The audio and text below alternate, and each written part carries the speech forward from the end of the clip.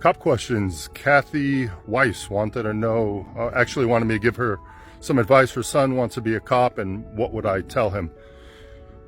She didn't say how old he was, but my advice is just make sure you're doing the job because you want to help people and that you feel that you can be fair. Because if you're doing this job for any other reason, it's going to catch up to you.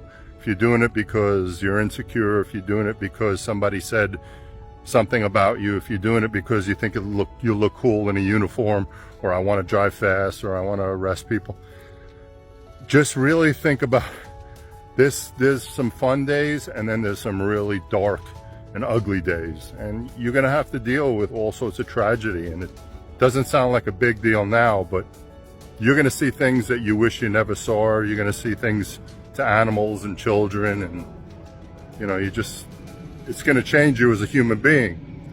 As long as you realize that it's part of the job, and rolling with the punches and dealing with personnel and dealing with bosses, and it's a great job, but it's a difficult job. And not difficult because not everyone can do it.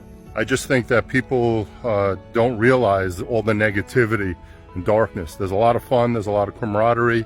Hopefully you're there to help people, but really think heavily before you do this job. I hope you do. We need good cops, but there's some tough days, so you better make sure you're doing it for you. Not for your mom, not for your cousin, not for your friend who was a cop, or your grandfather was a cop.